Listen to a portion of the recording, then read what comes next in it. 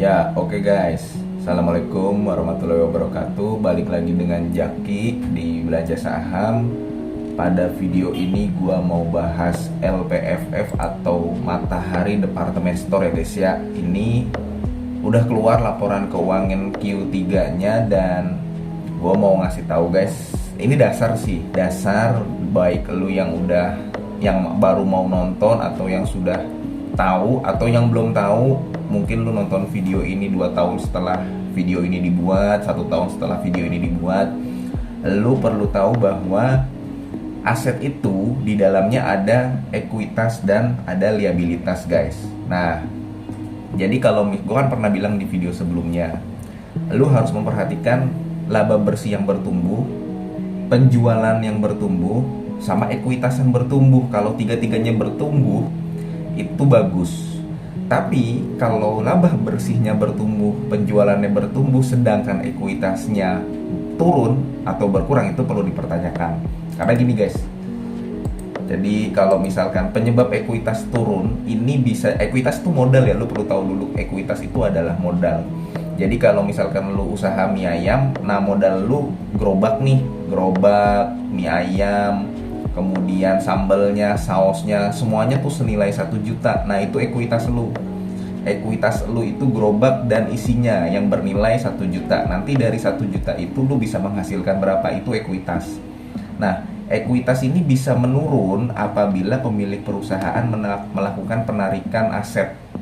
Ekuitas juga bisa berkurang karena sebab lainnya seperti kerugian perusahaan atau keuntungan perusahaan yang ditarik oleh pemiliknya. Nah, balik ke laporan keuangannya, Matahari di tahun 2021 ekuitasnya adalah 1 triliun. Ini datanya guys ya.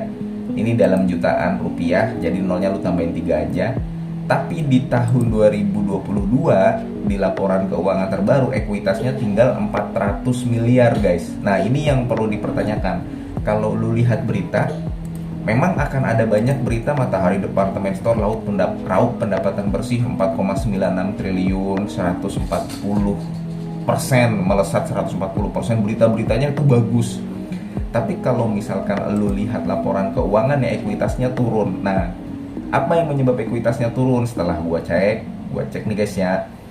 Kan tadi gua bilang aset di dalamnya ada ekuitas sama liabilitas. Kalau misalkan ekuitasnya turun, itu berarti ada yang berkurang asetnya secara total keseluruhan. Nah, kalau lu lihat laporan keuangannya, ini ada kas dan bank, cash on hand and in bank. Jadi yang tadinya 600 miliar tinggal 200 miliar. Nah, ini yang perlu lu cermati guys. Dampaknya ekuitas yang turun pada harga sahamnya. Harga sahamnya sekarang udah di angka 4.000 kalau gua nggak salah nih. Saham Matahari ya, ini udah di 4.710. Padahal sebelumnya di 5 tahun yang lalu dia udah mencapai 22.000, sempat 22.000 tuh guys. Sempat 20.000 malah di tahun 2016. Sekitar 7 tahun, 6 tahun yang lalu kan guys. Sekarang tinggal 4.000. Kenapa guys? Karena ya memang itu, ekuitasnya turun terus. Kalau lu lihat dari laporan keuangan tahun 2017 yang tadinya 2,3 triliun ekuitasnya, turun jadi 1,8 triliun, jadi 1,7 triliun. Di tahun 2000 paling parah turun jadi 500 miliar, sempat naik di tahun 2021 dan turun lagi di tahun 2022. Ekuitasnya turun terus, sehingga kalau misalkan lu nanya ke gua apakah Matahari Department Store bisa balik lagi ke 10.000 aja, menurut gue berat. Ekuitas turun sama saja dengan kemampuan lu menghasilkan laba bersih itu turun. Laba bersihnya di berita memang naik, tapi bisa jadi itu bukan laba bersih yang dihasilkan oleh usahanya, melainkan diambil dari ekuitasnya guys. Seperti itu. Misalkan lu punya mie ayam, gerobaknya ada 2. Dari 2 mie ayam ini, gerobaknya dua-duanya senilai 2 juta guys. Nah, dari 2 juta itu lu bisa menghasilkan 4 juta. Dari 2 juta, gerobak kan masing-masing 1 juta, 1 juta, lu bisa menghasilkan 4 juta.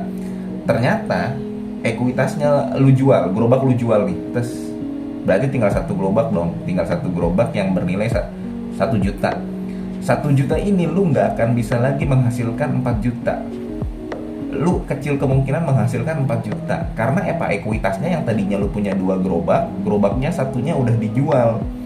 Gerobaknya satunya dijual, dimasukkan ke laba bersih, kemudian nanti dibagikan sebagai dividen. Dan asal lu tahu aja, Matahari Department Store di tahun 2022 kemarin itu membagikan dividen yang cukup besar. Dividen payout rasionya itu hampir 100% kalau gua nggak salah nih.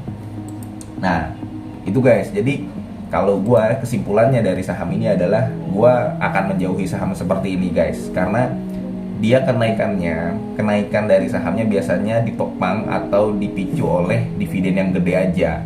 Dividen yang gede, tapi nanti dalam jangka panjang harga sahamnya akan terus turun. Dan lu udah lihat dari tahun 2016 di mana harga sahamnya 20.000, sekarang tinggal 4.000. Karena yaitu, lu coba perhatikan di laporan keuangannya. Karena ekuitasnya turun, karena modalnya turun ya, kemudian pendapatan bersihnya pun turun juga. Di tahun 2017 ada 10 triliun pendapatan bersihnya. Di tahun 2018 masih 10 triliun. Kemudian sekarang udah 4 triliun pendapatan bersihnya. Udah sulit dia menghasilkan 10 triliun seperti tahun 2017 ke belakang. Sekarang udah kecil pendapatannya.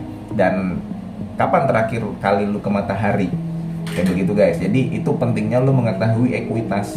Dan video ini dibuat semoga bermanfaat, semoga bisa dipahami sama teman-teman yang baru masuk ke pasar modal, baru mau tahu seberapa penting sih ekuitas. Ternyata ekuitas itu penting banget begitu guys, dan harus bertumbuh.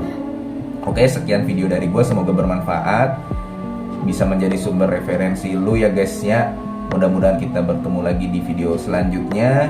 Wassalamualaikum warahmatullahi wabarakatuh.